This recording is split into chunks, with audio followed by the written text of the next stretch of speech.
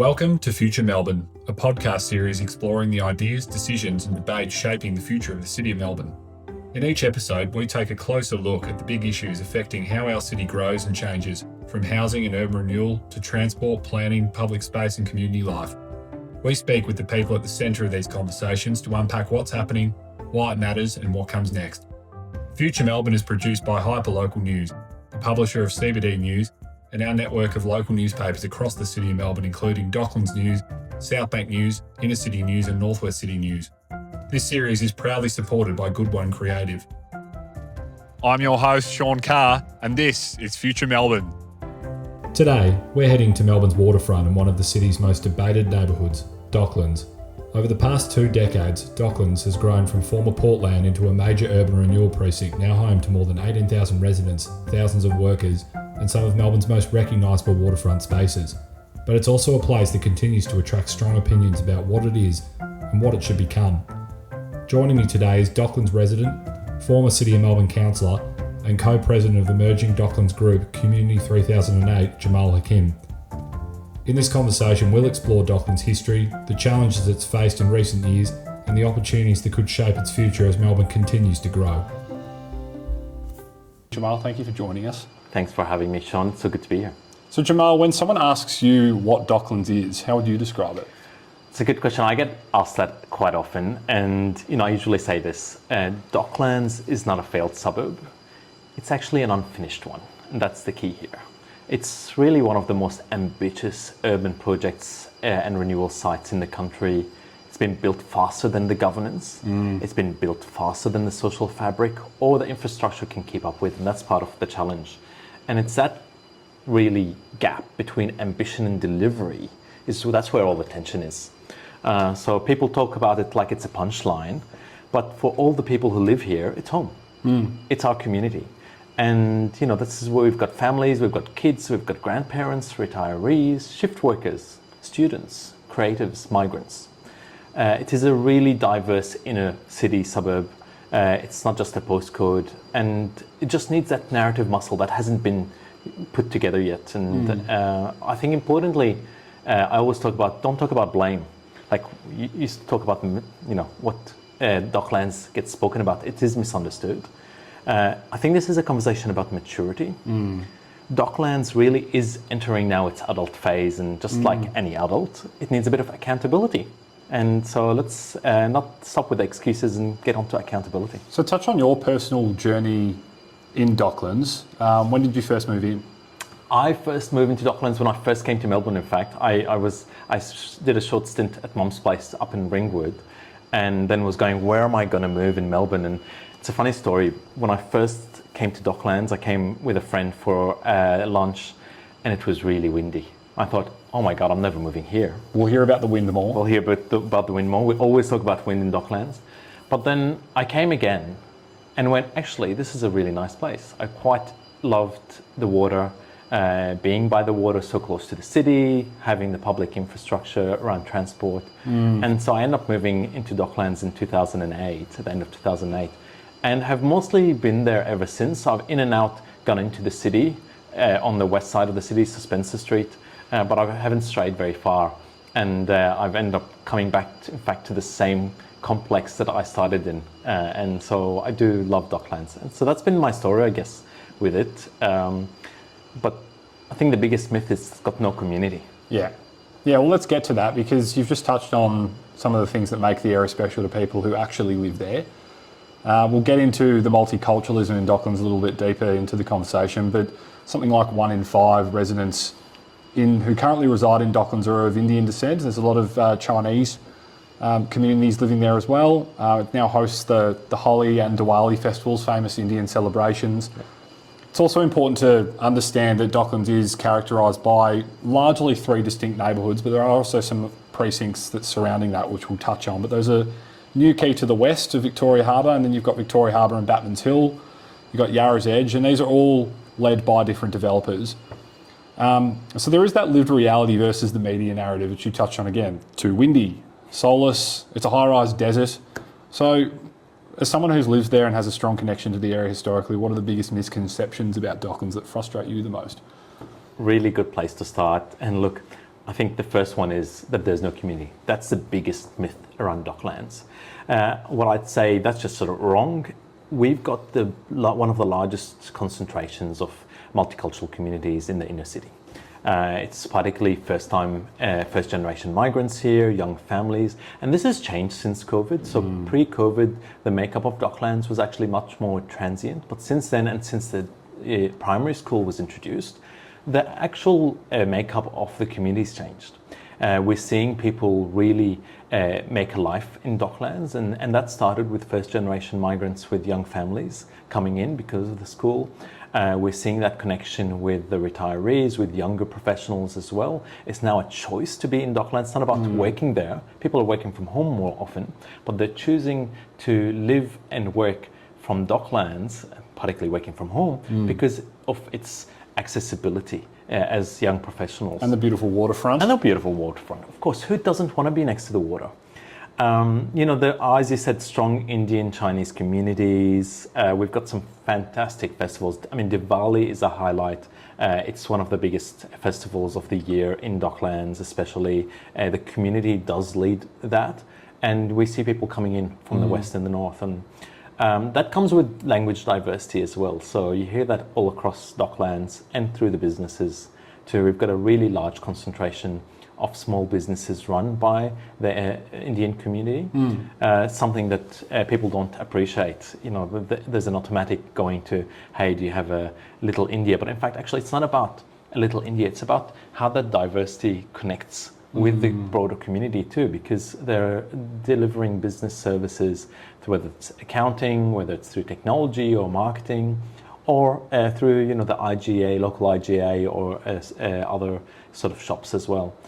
And I think the other thing too that we often miss here when it comes to Docklands and the diversity in this community aspect, Docklands is becoming a connection between the north and the west. It's an opportunity that hasn't really been fully developed yet.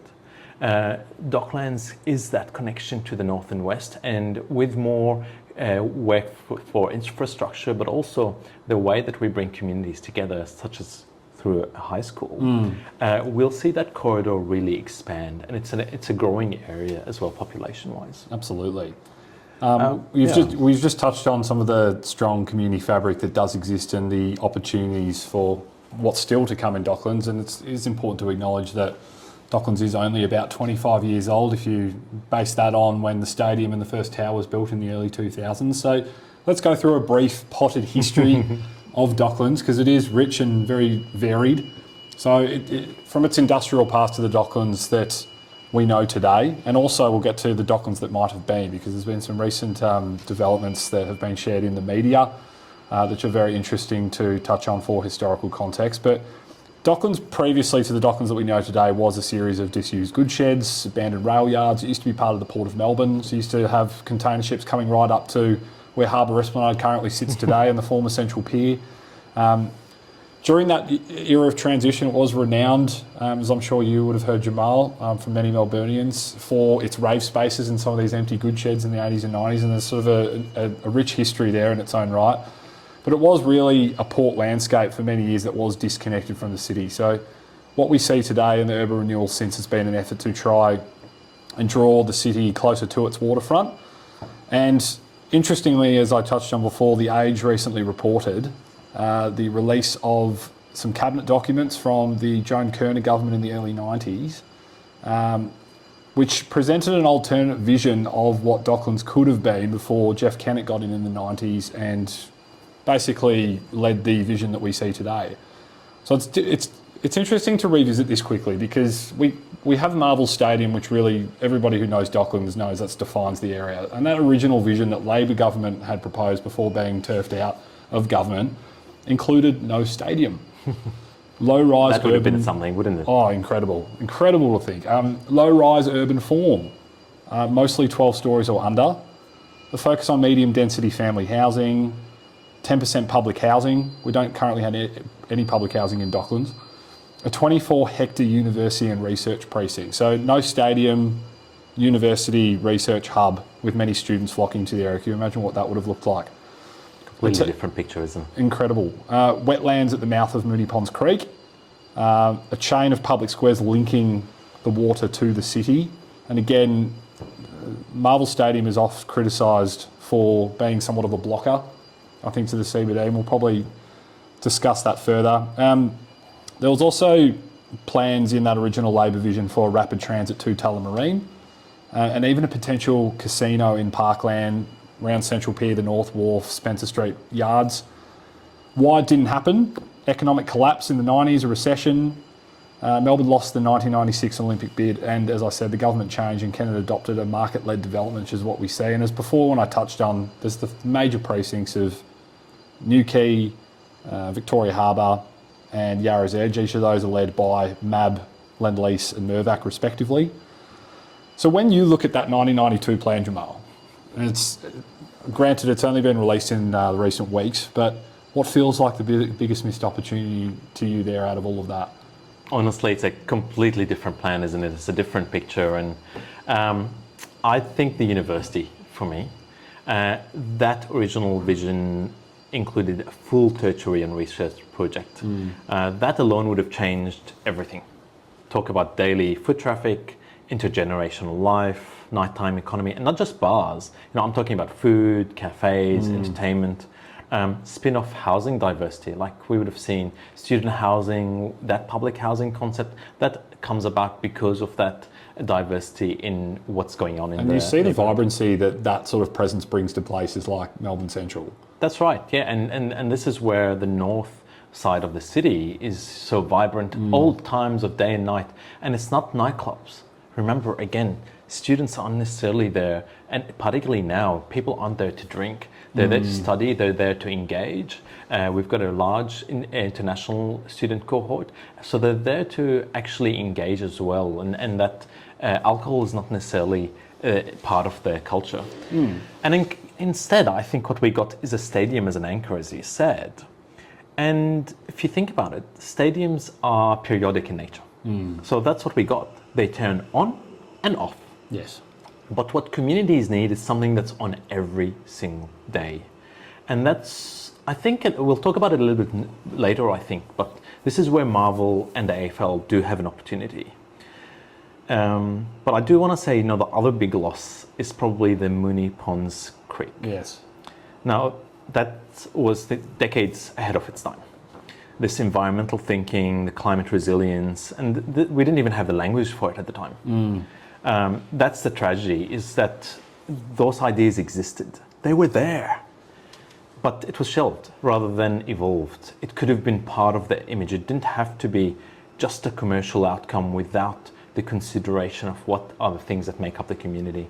And, just to be clear, I don't think that's a failure of imagination. It's a failure of economic confidence.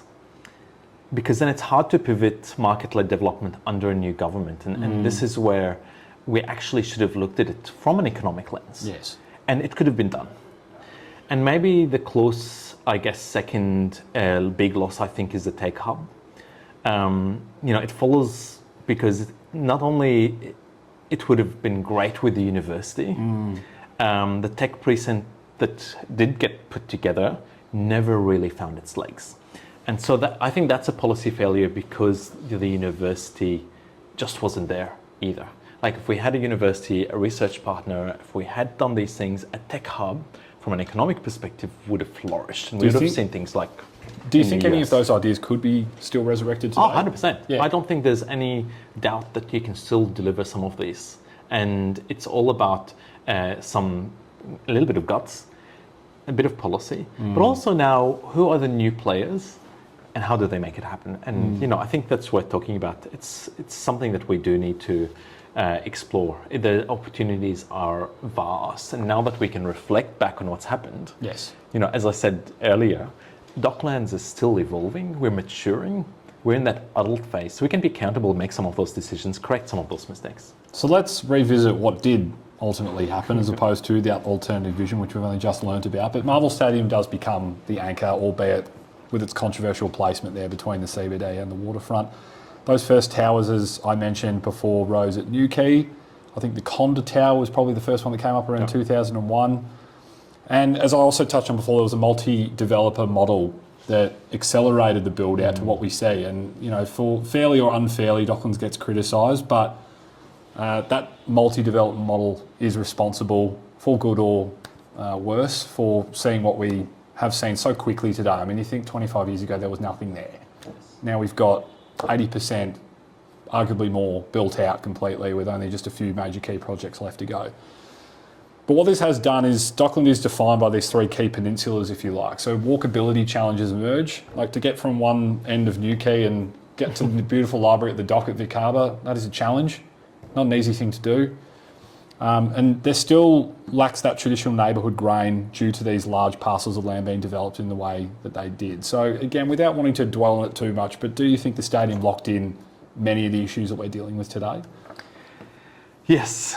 And I say that as someone who loves sport, and I think, you know, I guess alluded to it earlier. Yeah. Marvel and Stadium and the AFL have truly shaped Docklands.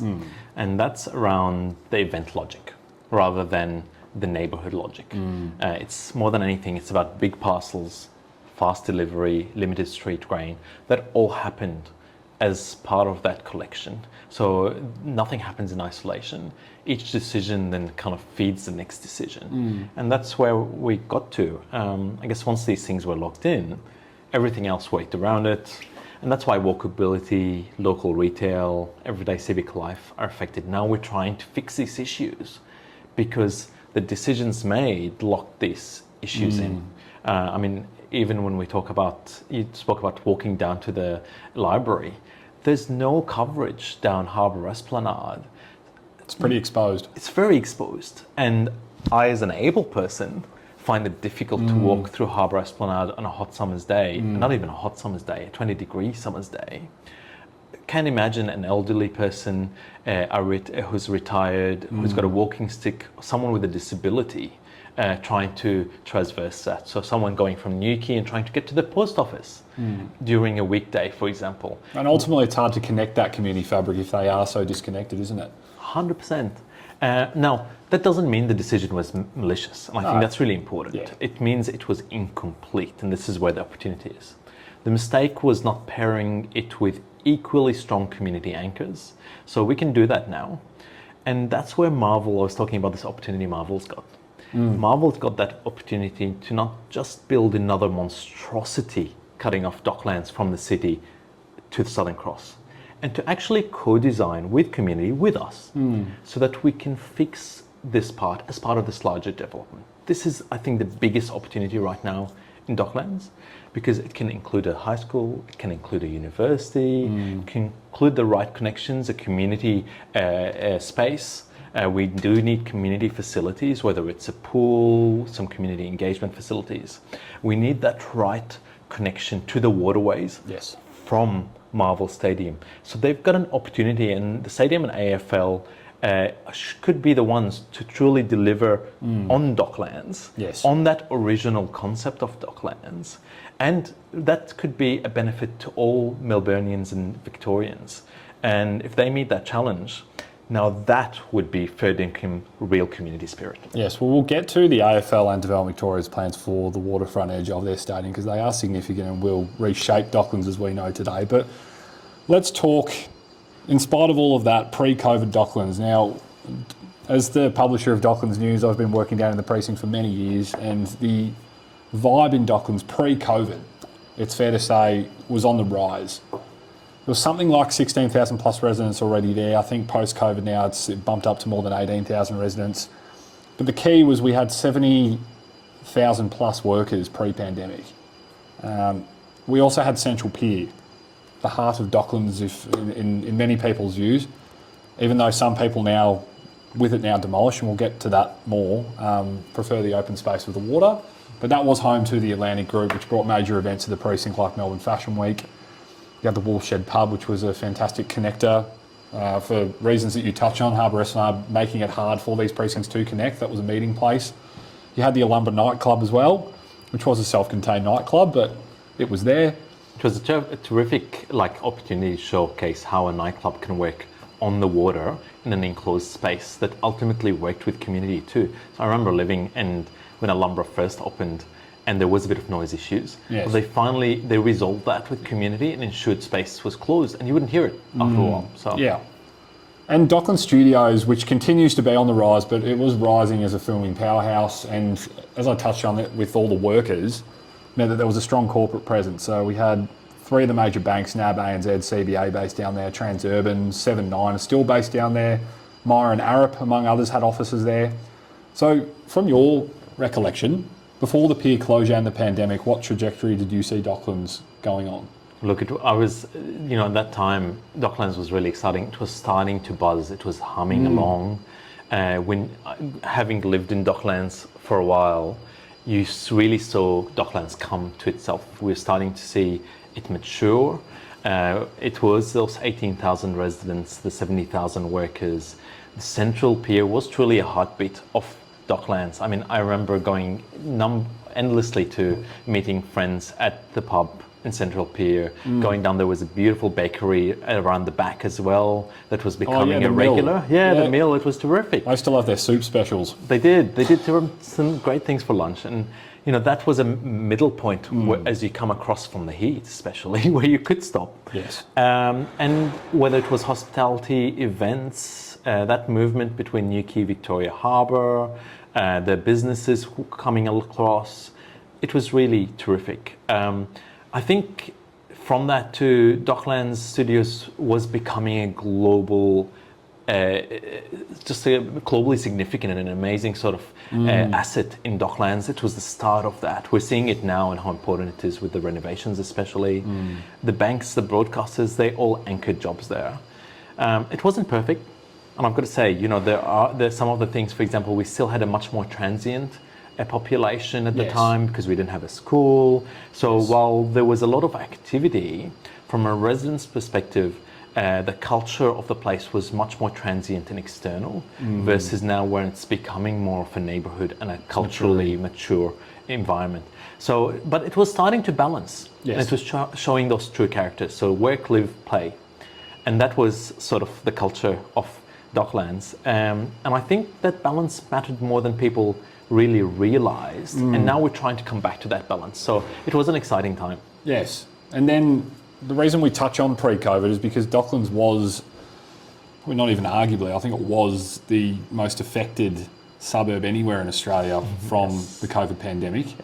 Largely, not only because of lockdowns, but because it relied very heavily, as you said, on that worker population. So that was also preluded with the 2019 emergency closure of Central Pier due to safety concerns, and it was ultimately permanently shut down in 2020. So we already lost 1,300 jobs there, a fabulous meeting point, a great place for events.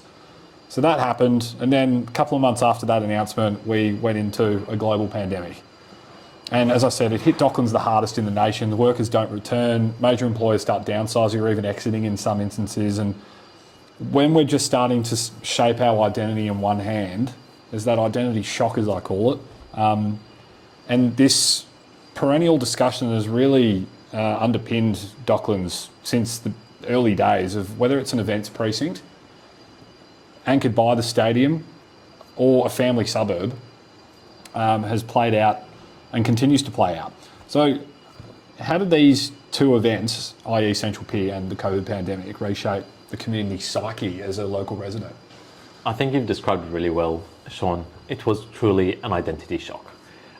First, that pier closing overnight was a big shock because of the way it was done as well, and the ridiculousness of just picking people up mid-meal and telling them it's so dangerous. It's going to blow. It's going to blow. This is something, it's like, it's like getting a phone call and going, oh, we're going to destroy your building in 10 minutes. It's ridiculous. Yes. 1,300 jobs were gone. If I recall, it was a Wednesday night, Yeah. and diners were told to put down their knives and forks and vacate, and the thing never collapsed. Never collapsed. And you go, the security on there, like it just became a farce. And I hate to know how much money it costs the state government to essentially finish that contract off. But then COVID hit. It was we got a double whammy. And Docklands had a really high work from home exposure. And that's where businesses got hurt. A lot of the residents who were living there, who were transient, might have moved home, they might have gone to the country, they no longer lived in Docklands, and that's where we saw a transition in the population as well. And no events either. And no events, and that was it. And I think residents felt abandoned, businesses felt abandoned, they felt invisible, and suddenly Docklands became a problem again. We're talking about it as a problem. Yes. Like, it's a soulless space, it's a place where no one goes, and it got exasperated as a result of that, because there was nothing that was anchoring Docklands. And it was actually around that time, that's when I decided I want to run for council. It was one of the reasons, was going, I'm sick of not hearing about solutions for Docklands. And in this environment where we've got COVID and we've got this collapse, how do I ensure that Docklands is represented? But others did that too. And that's what kept community going and what people going. It was about community. It was neighbours checking in. It was locals advocating for each other. It was initiatives that really brought people together, whether it's picking up garbage on a Thursday morning, or similarly now we've got Community 3008, which I'm really proud of, because that's about activating people. And so the way people got together through these hardships is sort of what has also been building the Docklands community too, so out of all of this. So it was tragic, it was an identity shock. It also focused us and challenged us to reconsider what is Docklands. Is it that entertainment district, or is it a neighbourhood where we can actually live? Yes. And it's not a sexy topic, but we have to talk about governance, because when things are going well, who cares? But when there are identity shocks and other shocks, then it obviously comes into sharp focus. And it's always been an issue, even when things were going well pre-COVID, but obviously particularly post-COVID. And it is important for listeners who don't live or work or have direct connections to Docklands and do read the mainstream media's take on everything that's wrong with the place to understand that it's not under a normal governance arrangement. In fact, it's actually still treated, despite the fact that there's so much there, as I said, 80% plus already built out. But the lead authority is an agency called Development Victoria. So they still treat it as the subject of urban renewal, even though, as I say, it's very advanced. And the terms for its authority were laid out in the Docklands Act 1991, which is around the same time that we were just touching on the Kearney government's vision. So those cabinet documents that we saw revealed in the Age, that was the making for the Docklands Authority, which is now Development Victoria, but ultimately morphed from the Docklands Authority, into Vic Urban, later Places Victoria, now DV. And DV is now a statewide body which has a purview that goes far beyond Docklands. But planning in Docklands isn't done through the normal planning scheme process. The easiest way to understand it is development agreements. As I said, there are major developers that lead the major precincts across Docklands, so being, as I said, Yarra's Edge being Mirvac, Lend-Lease in Victoria Harbour, MAB Newquay, and it's also worth pointing out Ash Morgan at the District Docklands. So these development plans are negotiated with the developers, and the community doesn't have third-party rights or sort of any input into that. But DV, and that in itself has allowed Docklands to grow really fast, right? But also it's had its detractions. Absolutely. But DV now, I recently interviewed the new CEO, Anne Jolich, who called the next phase of Docklands the maturity phase. But many would say that, again, the transition is slow. Remaining DV projects include that AFL and Marvel Stadium waterfront redevelopment, which is key. Lend-Lease has a little way to go along Collins Wharf, which goes out to the Balti Bridge. Gurno is developing City Harbour near the Dudley Street end of Docklands. The District Docklands have a huge build-to-rent project, and the final Yarra's Edge Tower was just approved before Christmas by the government. So is the biggest challenge facing Docklands today, in your opinion, actually governance? Governance, without question, is one of them. I would think of Docklands, I think where we're at right now is a stage, if you think of a 28-year-old still living at home, and mum's trying to tell you what to do, but in fact it's time to move out, and we're in that in-between stage, and this is where the anxiety is, where the tension is. So it's the 28-year-old in that metaphor, the City of Melbourne? No, I think it's Docklands. Docklands. Okay. And so I don't know where the City of Melbourne fits. Is it the new partner, or is it the new landlord? It's a new landlord, maybe. City of Melbourne's the new landlord who. Yes.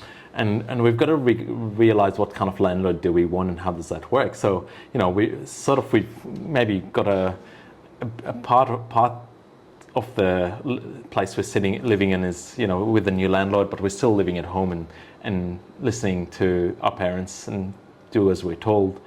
But yeah, I mean, you've shared all those things. It's still under the Docklands Act. Again, why is Docklands special? We've got a Docklands Act. There's a Melbourne Act, there's a Docklands Act, which means that we're still under conditions that don't necessarily allow everything to happen really easily from a community perspective. It's great for facilitating government intervention and policy and fast-tracking that. But even as Development Victoria's kind of said, it's now taking a bit longer with some of these things. It's because we've got 18,000 people living there. And so I think we've got to maybe mature the mindset as in this stage, because residents are getting bounced between agencies. Decisions happen through these development agreements. They're not transparent. Even for developers, it can be a challenge because they're going, oh, we have to go through an entire process to renew. I know with Ash Morgan, when they had to change that parcel of land, and now they're looking at build to rent, and they're looking at a park for the school. They had to go through an entire process to make that change, which has actually delayed key infrastructure for Docklands that could have been done in a way that's much nicer. So I think, while we are maturing, we're going through this maturing phase, we need a bit of a staged transition. And a big part of why governance also matters, you touched on, is accountability. The City of Melbourne one day will have control over Docklands as they do with the rest of their municipality on those sort of more granular local issues. But at the moment, the situation does play out in ways where residents might often have a complaint about in a certain section, but really it falls into Development Victoria's auspice. They're an agency one step removed from government. They're not elected officials. There's no real accountability there like there would be at a City of Melbourne level. So what does a stage handover look like between Development Victoria and the City of Melbourne, do you think? Is it just a case of handing over the keys? Not quite. I don't think it's quite there yet. I think a stage one is one, and I tried to do this when I was in council. We started that process. We held the Docklands Summit. We had a stakeholder group. And what I was trying when I was in council was to get the City of Melbourne to take a facilitatory role. So as a facilitator, you can take that approach where you can actually make it easier for residents, for businesses, for community to engage with these government processes. Yes, you're right. Development Victoria is one step removed. They're not elected officials. They don't have a responsibility, and it's really easy to kind of go, oh, this person's moved on. So that's really important. And they've since pulled back a little, which is disappointing, but it's now fallen into a volunteer organisation. Community 3008 is meant to be that link. But this can also work. Let's look at the positive. With community actively involved through Community 3008 and other organisations, and with council responding to the needs of the community, that's an opportunity for Docklands, especially now because Development Victoria is investing in the next few years to make sure that they're supporting this in this period, and they're open to collaboration. So we're actually in a point where, as this mature phase, I think both Development Victoria's realised that something needs to happen. City of Melbourne's sort of gone, well, we need community to be engaged more, and sort of have handed over that mantle. And so it's up to now, what I see the missing piece is community's got to get up, get involved. Stand up and be heard. And be heard. And it's not about complaining. Yes. It's about constructively working through each issue and making sure that they're part of the solution and part of this maturing phase. Because then it'll mature into a neighbourhood that we want to live in. And let's talk about a couple of key issues that would be wonderful to see the community stand up and have its voice heard on, because there are a couple of major unresolved pieces in that Docklands puzzle. And I'm talking about Harbour Esplanade. For anyone that hasn't been to Docklands, or has been to Docklands, is just unfamiliar with what I'm talking about. Literally, if you're standing on the other side of Marvel Stadium looking out at the water, you'd probably be standing on Harbour Esplanade. So it goes all the way from New Quay. The main bit that I'm talking about that remains unresolved goes up to Victoria Harbour there, where the old multicoloured NAB building sits, but it goes all the way past Docklands Park until you get to the Charles Grimes Bridge, essentially. That central civic spine still remains unresolved. There's a 2016 master plan that the City of Melbourne led in partnership with Development Victoria 10 years ago now, can you believe? But that remained shelved. So there were some fantastic visions put forward in there, but due to changing circumstances, it's never materialised or seen the light of day. And as we've touched on, the AFL, and this is good news in a large part, but it's Waterfront Edge, which is currently very passive. It's home to AFL House, which is the AFL's headquarters. The AFL now own the stadium, want to redevelop that waterfront edge, if you like, into more of a mixed use, a place that has retail and all sorts of different housing options and things like that. So it's almost widely accepted, I think, among many locals that is the future of Harbour Esplanade is intrinsically linked with the AFL. But also going beyond that, there's the waterfront question. As I said, the reason for urban renewal in Docklands is to bring Melbourne to its water. We now have an open water environment with the pier removal, but without dwelling too much on maritime heritage and heritage generally, a lot of that heritage in Docklands, it's fair to say, has been scrapped or squandered or not celebrated. And even recently we see the Alma Dopel, Enterprise and Wattle, which make up the heritage fleet, being potentially kicked out of Docklands because their leases are being renewed by Development Victoria.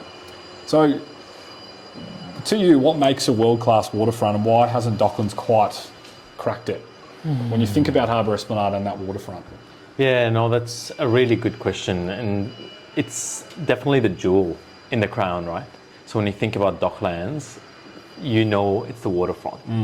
And waterfront anywhere in the world is premium and often not inaccessible for people. One of the beauties, I think, about Docklands is that we've got a great waterfront that's accessible, where the neighbourhood is relatively also inexpensive in terms of waterfront property, waterfront destinations. And for that to truly work though, a greater waterfront has to have a clarity of purpose. And that's what we're missing. We keep oscillating between, is this an events precinct or is it as a residential precinct? We've got an identity crisis where, often mostly residents really want to see Docklands as a neighbourhood to be one that's family friendly, that focuses on the activation of the waterways for everyone, one that is linking film, that is linking our communities together, that's linking sport as well, but is primarily a district and a neighbourhood for people. And I don't think you can truly design till you've properly decided what's this place for. Who are you going to consider first? Because if you try and do everything for everyone, you achieve nothing, right? Yes. Like you can't do that. We've got to recognise what's our specialty. And there'll be a couple of big boulders as we talk about. You've got your little stones, but let's get out those big boulders clear. And what's really important is removing Central Pier actually gave us quite a lot. While it was tragic and a shock, it revealed something unexpectedly, and it revealed this waterway, this open space. It revealed these big skies, these quiet moments, and residents love it. Like today, when you walk around Docklands in the evening, say 7 o'clock, 8 o'clock, it's become such a safe space, particularly for women, for people walking, because the community is often out and about. Because we do have first generation migrant community, they're used to being out and taking on space. So when it's a cooler space, when it's time during the evening, you see families going for a walk, like large families walking together, engaging, playing. Kids are playing cricket, they're using the space. And so it creates safety because people are out and about. So this quiet movement through is just fantastic. You're seeing people taking pictures, of the sunsets, of beautiful sunsets, often spoken about, but it's not just the sunset, it's the fishing, it's the camaraderie. And we need to create these memories and these moments on waterfronts to make them feel real rather than just generic. And I think it's not just about activating. World-class waterfronts don't just activate ultimately, they create belonging. Yes. And that's what is the thing that you see around the world with changes that have happened to create amazing waterfronts. They create an environment where people feel like they belong, where they feel ownership, and they feel that sense of emotional attachment to the place. It would be remiss of us not to touch on briefly, without dwelling on it too much, because we could probably have a whole episode on this topic, but shortly after the pandemic, there was a new floating nightclub called a Tet, which took over the Alma Dopel's old barge, and from a journalist perspective, it was a wonderful story. It was, old giving to new, repurposing. Alma Dopel is a much celebrated part of Docklands, and it no longer needed its barge because it was afloat. So this company, a Tet, bought it for repurposing it into a floating event space as it was sold, but really it opened with a bang, didn't it? It was back-to-back nights of DJs, and because it's an open water area, a lot of that noise travelled and upset and affected a lot of residents. It's no longer there. There's a court battle going on between the parties involved at government and at TED itself, so we won't go into that. But the reason I touch on it is because it did reveal deeper planning dilemmas, which you've talked about. Docklands is zoned with a stadium there, as I've said, for events, for big major activations. But there are a lot of people that live there, so there is that identity tug of war that exists. And as a resident who is very engaged at a community level, do you still hear that from residents about how that identity should be shaped? Should it be more of a place for quiet residential, or is it a bit of both with activation as well? Look, I think it's a bit of both. The reality is nothing's black and white, and TED as a concept was terrific. As you said, there was kind of an exchange, an old to new. There was something about the open water use, which was great. It didn't really come through in the end. And I think partly what it did, or I think maybe majorly what it did, is it brought this question of what is Docklands to the fore. Yes. And engaged community in a way that they haven't been engaged before. And often, Melburnians love to complain, and Docklanders aren't any different. And I think this really brought people out of their homes to go, actually, we can't be passive in our community. We need to actually have a chat about what we want. And what I'm hearing really is people do want things that are engaging. And I've got to give to the district, they're doing a great job in creating entertainment opportunities, particularly for families, for young people, for even older people, through what they've done now with their collection of businesses that form part of the district. I mean, there's some fantastic stuff, like zero latency, like what's happening in the wheel even space. There's a business that's doing some It is worth stuff. noting the wheel, which is synonymous Yes. with many people's connection to Docklands, is returning in 2026. Which is great. That brought 1 million people to Docklands. So, and that's an event, feature. So I don't think that it's about saying yes or no to anything, but it's going to what degree. And what does it mean on the impact of people living there? We do have 18,000. We're what I think Development Victoria said we're about 60% of the way there. That means we're still looking for another 10,000 plus people to be living in Docklands. We're talking about circa 30,000 residents. Now, as the more people we put on, the more difficult it becomes. And so it's not about stopping these things, but it's about consideration. Yeah. My grandfather always said, be considerate in everything you do. So we've got to consider, how does this have impact? And so find solutions that work and find things that actually involve the community or work for the community and for those who are passing or visiting. And then we'll get a harmony and a balance.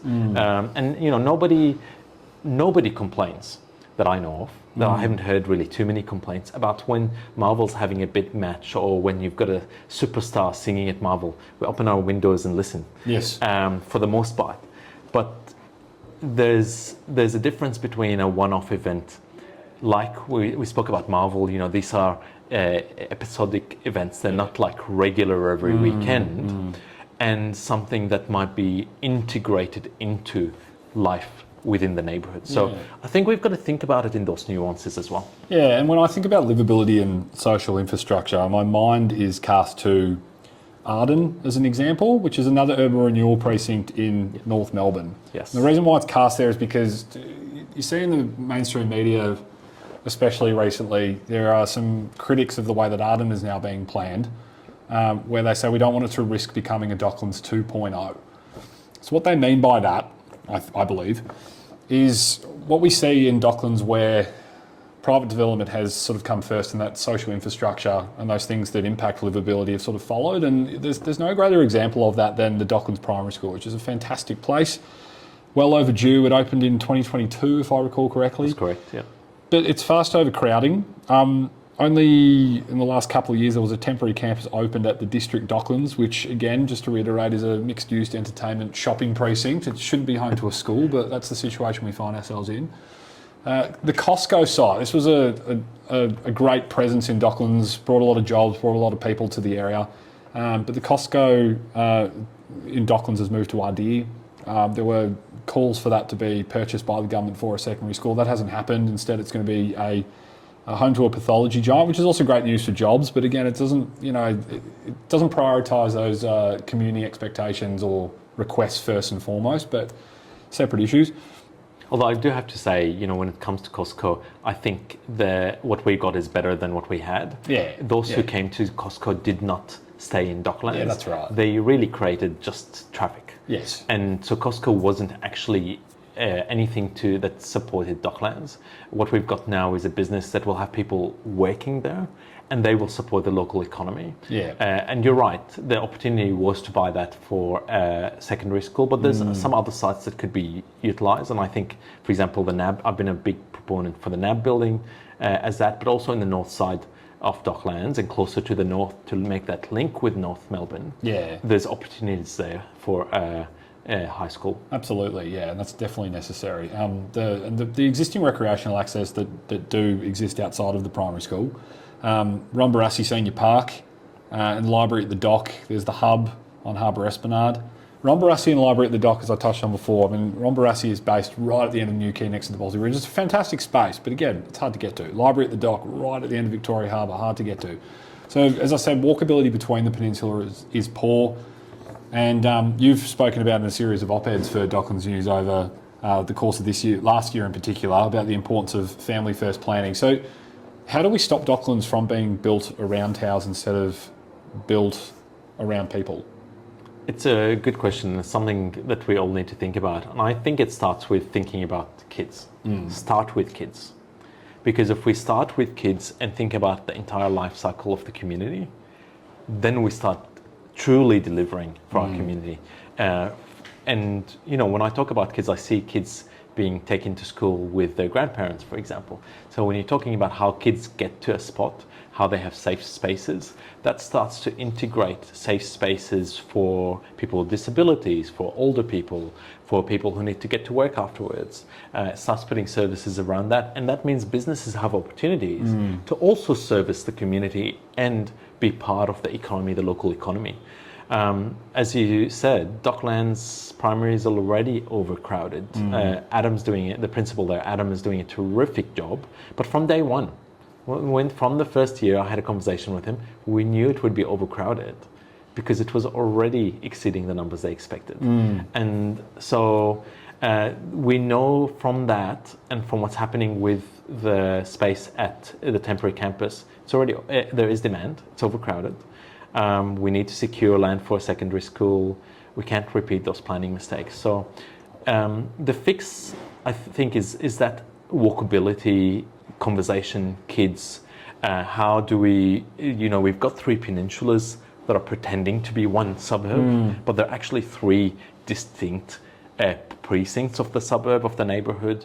That's not how communities form. So really, I guess you can go back to my op-eds as well. They've all been about how do we structure the neighbourhood around a family first. That's not about anti-density. It's actually about pro-future.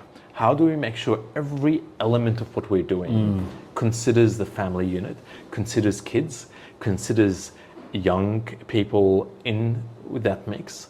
And ultimately, that's the solution, I think. Think about kids, start with kids, and then the solutions all come together. And we were able to form it for everybody. I do want to touch on just quickly too, another highlight or low light if you're a Docklands advocate that has seen the light of day in media in recent times is Yarra's Edge, which is the precinct south of the river, which is actually part of Docklands. But Yarra's Edge residents, not once but now twice, have started a petition seeking their own suburbs, so to break away from Docklands. And the reason why I touch on it is the 2022 summit that the City of Melbourne led that you mentioned before. Out of that report that came from that summit, I think emerged a question about marketability of Docklands. I mean, even if you look at the name Yarra's Edge from Mirvac, you look at Victoria Harbour from Lendlease, New Quay from NAB, and the list goes on, but Collins Square. None of these precincts actually ever mention the name Docklands, so it does have a bit of a brand issue. I mean, when you say let's lead the way with more family first planning and everything else we've discussed, I mean, is that the way forward to sort of start boosting that marketability for Docklands? Yeah, 100%. And I think, if you talk to the regular pundit on the street, they don't know what Yarra's Edge is. No. That's local terminology because we've bought into this concept that the developers fed us as we've come into Docklands. But when we start talking about Docklands and market it as a area for people, and I think we need to start local too. And this is something we've spoken about at Community 3008. We really do have to work on a local pride campaign. We've got to actually, and it's not just about campaigns and marketing gimmicks. It's actually about us believing as locals, Docklands matters. This is our community. This is our local space.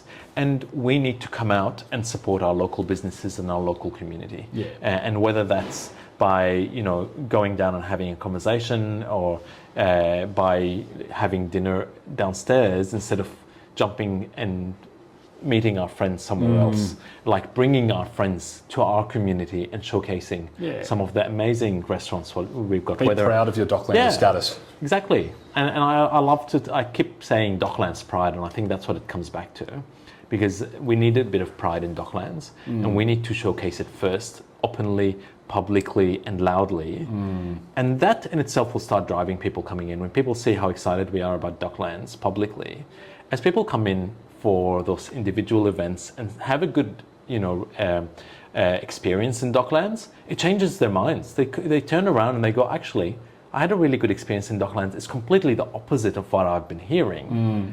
I hear wind, I hear soulless, and suddenly I've come in and it's this fantastic place. It changes the narrative. Changes the narrative. And we're going to do that slowly, because it takes time. Melbourne's always had this narrative about Docklands that is ages old. So it'll take some local pride to change that. Absolutely. And for the sake of providing a constructive vision, let's touch on, and I'll race through these, future opportunities for Docklands to invent or reinvent itself. But we already touched on potentially bringing a university or tertiary anchor. I mean, reviving that 1992 university vision. There's the film school synergy with Docklands Studios, which is doing amazing things, how that might spill over into the district Docklands empty spaces. And again, spilling Docklands Studios out as a precinct with its own identity, the Hollywood of Australia concept, which you've written about in the past with Docklands News. Many people don't know that it's home to the largest of its kind LED volume stage. It's amazing. If you haven't seen it, like when they've got an open house thing, go and check it out. It is incredible. It's world renowned. It's major. It's huge. That creative economy spillover into the streets, cafes, experiences. I mean, there's opportunities there. Housing diversity and affordability. We're seeing a build-to-rent boom in Docklands. I think some have even called it now the new build-to-rent capital of Melbourne. Increasingly, there's now a lack of build-to-sell family apartments, and you touched on a family-first vision. Is that problematic? Revisiting more public and affordable housing and the remaining opportunities we have left in Docklands. Waterfront activation. There's a seafood precinct debate. Let's not bring the smell of seafood into Docklands. So, Lord Mayor Nick Rees during the last election campaign has pledged to try and move the dial on establishing a new seafood precinct. It's been met with mixed reviews, but it's an idea, and Docklands has been subject to many ideas over the years, and there's nothing wrong with that. Maritime Heritage Precinct is another idea that's been floated to celebrate the area's rich connection to its port. The boat show has been probably an example of an event that I think gets the balance right. It brings a lot of people to the place. It's largely a daytime event. Obvious connection to the water, and they do a terrific job. Yeah, they do. It's fantastic, and it goes over 3 days. 3 days, and then truly they need more support from government to keep that going. No, it is. It's fantastic, and there's also recently, when we talk about different uses or activations of the waterways itself. Now, obviously, you can't swim in Victoria Harbour yet. We'll get to that. But last year on the front cover of Docklands News, we proudly promoted a new business from a Tasmanian couple who have set up a floating sauna. Now, it's not in the water, but it's on the water. So there was maybe seeing more ideas like this come through under that banner of waterfront activation. And just recently, I think it was the end of last year, the City of Melbourne actually signed on to the World Swimmable Cities Charter. So this is off the back of the Paris Olympics. So we saw... Look, if Paris can do it, why can't we? That's right. Their river was has been celebrated, and there are now public swimming spots open off the back of it being a central part of that event. So there is this Swimmable Yarra initiative that is gaining momentum. It obviously is very aspirational at this point, a long way to go, but Docklands has been mooted. Victoria Harbour in particular is a perfect spot for a swim if the water was healthy. We also, you talk about the west end of Docklands and its connection to North and West Melbourne. Now, E-Gate, I won't dwell on it too much here because it's probably worthy of its own episode, but that's another urban renewal pocket where the new Wurundjeri Way extension as part of the Westgate Tunnel has recently been built. I mean, once that's filled in, the opportunities there for particularly that cul-de-sac end of Docklands, if you will, of the district is huge. That's an important one because that can be the connector between Docklands and the north. Yeah. And if we get that right, and if government gets that right, and Development Victoria gets that right, and whoever's developing that, if you're listening to this, get it right. Yeah. Because that can create a huge thoroughfare that will build community as well. And it goes to the heart of what we say about there's still a long way to go in Docklands. Like, there's no bigger example of it than that. So how to salvage it now in a post-Westgate Tunnel environment, that's a big opportunity for government to address. But there is opportunities for a lot of open space and community infrastructure there potentially, and that integration, as we've just touched on with that North and West Melbourne pocket. And then the last opportunity, governance reform. So maybe we call it Docklands 2.0. But that staged transition from DV to the City of Melbourne over, say, the next 10 years potentially, the Community 3008's role, the neighbourhood assembly, more engaged budgeting from both state and local government. So really a new era of community-led planning. So I mean, I've raced through those as quickly as I can, Jamal, but if you could choose one or another that I haven't mentioned, a project that would define Docklands' next decade, what would it be? Wow, there is a lot there, right? I can pick one, but I think importantly, do want to comment on Harbour Esplanade and the swimmability of the Yarra, and I think that's an important one. The environment's key to Docklands, and the Harbour Esplanade is an opportunity. I think one of the things when we're talking about swimmability of the harbour, I'd love to see a swimming pool, a public open swimming pool. Which has been mooted in the past. It has been mooted in the past. We've seen that in Cairns, we've seen that in Bondi, we've seen that in so many places around the world, and it works, and it could create an opportunity for us in an environment which can be really hot on a hot day, but perfect for people who want to sit in the water. So you can create a harbour esplanade that's inviting, that becomes then a really strong spine for people to engage in a positive way. But if I can pick one, it's a tertiary anchor. I think we need a university. We need something that anchors us. Education is really important. So revive that original concept of a university, that vision, but make it contemporary. Film, digital production, climate tech, urban research. We've got Docklands Studios. That gives us a once-in-a-generation opportunity to brand this as Australia's creative engine. You know, state government should be involved, federal government should be involved. Like, there is so much economic output that could be created out of this, but not just economic output, intelligence right here. We're already world first, but look at what Adelaide's doing, look at what Queensland is doing. They want to overtake the Docklands studio. So if we put a research, tertiary education, bring that there, you know, that would be amazing. I mean, think about it this way. How about this? Like, it's a dedicated Docklands Film and City Lab. You could do something that's a partnership between the university. It's then anchored here. It could be Marvel, could be part of it. They could give them space in the new monstrosity, but then it becomes a beautiful thing. So let's turn, you know, I'm partial to polishing things. So it becomes a partnership between a university, Docklands Studios, City of Melbourne, maybe state government, AFL, and it embeds students directly into the precinct. With a high school coming in, that's got to come, it creates an entire life cycle for our community, and it would transform our streets. It would transform housing demand. It would create an identity overnight. And, you know, if you pair that with governance reform, things like Docklands 2.0, as you said, that staged handover, that participatory budgeting, those formal neighbourhood connections get people activated. Now that's how you build trust. That's how we build a community, and that's how we ultimately build a neighbourhood. And as you say, nothing really gets done until that community voice really finds itself. And there are 18,000 residents plus in Docklands now. That is a large voice. And historically, they've been very good at saying what they don't want, but I suppose the challenge now, as you've just alluded to, is loudly advocating more into the future as to what it does want. You're now co-leading the new Community 3008 group, which is emerging as a strong, non-partisan resident voice. So what does a mature, empowered Docklands community look like? Well, a mature Docklands community is one that's confident. And I think that's a critical part. It's, Community 3008 came up, and it's only the second year of Community 3008. There's been multiple iterations of resident groups. Some of them have found their own niche or changed, and some have failed. And that's because we've had iterations of our community as well. This one's come out of the Docklands Summit and the stakeholder group. It was built by community, for community, and came out of a reason of community not feeling listened to, spoken to. They've been spoken to and not listened to.